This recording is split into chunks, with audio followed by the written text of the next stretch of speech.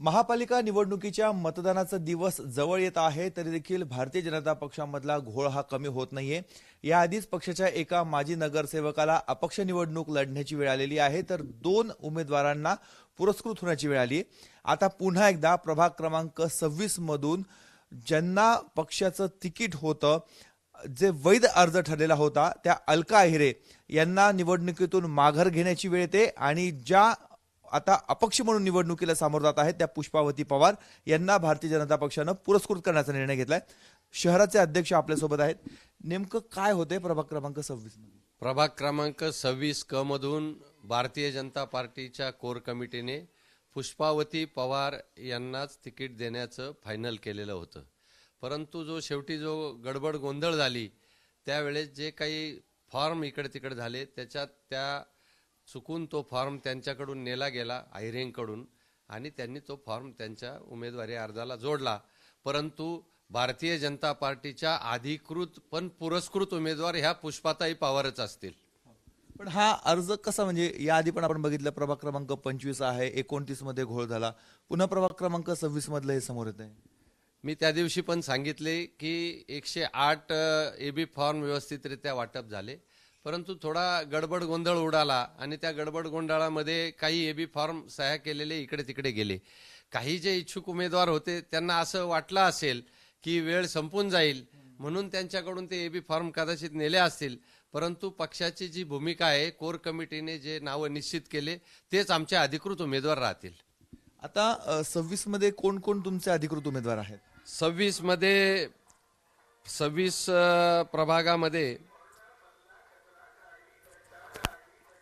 अ गटातून ॲडव्होकेट निलेश पाटील हे आमचे अधिकृत उमेदवार, ब गटामधून मोहिनी अशोक पवार अधिकृत उमेदवार आहे, क गटामधून पुष्पावती यशवंत पवार आणि ड गटामधून रामदास एकनाथ मेदगे हे 4 आमचे अधिकृत उमेदवार असतील। पण मग आता ज्या अहिरे आहेत, अलका अहिरे यांना माघार घेण्यासाठी काय सांगितलं आपण?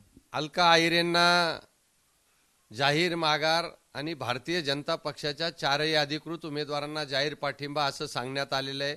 ते लवकरच पत्रकार परिषद घेऊन तसं करतील आणि जे अधिकृत उमेदवार आहे भारतीय जनता पार्टीने 4 ठरवलेले त्यांना पाठिंबा देतील।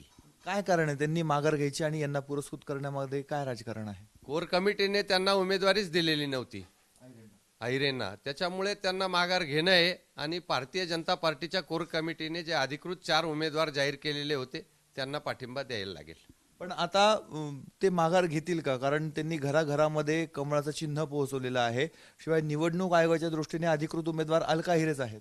निवडणूक आयोगाच्या दृष्टीने जरी अधिकृत उमेदवार अलका अहिरे असतील, परंतु भारतीय जनता पार्टीच्या कोर कमिटीने जे अधिकृत उमेदवार ठरवलेले तेच भारतीय जनता पार्टीचे अधिकृत उमेदवार असतील। मला खात्री आहे अलका अहिरे असतील, कैलास अहिरे असतील, हे जुने कार्यकर्ते आणि पक्ष जी सूचना देईल त्या सूचनेचं ते पालन करतील याची मला खात्री आहे। पण कार्यकर्त्यांमध्ये, तिथल्या मतदारांमध्ये जो संभ्रम निर्माण झालेला आहे, यामुळे तो संभ्रम तुम्ही कसा दूर करणार? आता जरी यांनी पाठिंबा दिला असला तरी ईव्हीएम वर अलका अहिरे आणि त्यांच्यासमोर कमळाचं चिन्ह हे राहणारच आहे।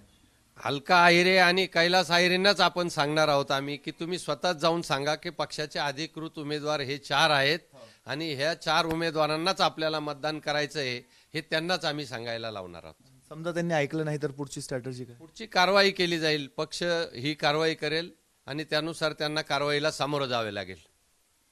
आपण बघतोय भाजप शहराचे अध्यक्ष सुनील केदार आहे, त्यांच्या म्हणण्यानुसार अलका अहिरे यांना माघार घ्यावी लागणार आहे आणि त्यांच्या जागी पुष्पावती पवार, ज्या सध्या आता अपक्ष आहेत परंतु त्यांना भारतीय जनता पक्ष आता पुरस्कृत करत आहे। त्यामुळे प्रभाग क्रमांक 29, प्रभाग क्रमांक 25 या पाठोपामध्ये प्रभाग क्रमांक 26 मध्ये देखील भारतीय जनता पक्षामधला काहीसा गोंधळ हा समोर आलेला आहे। कॅमेरामन किरण कटारेसह मुकुल कुलकर्णी, एबीपी माझा, नाशिक। एबीपी माझा, उघडा डोळे बघा नीट।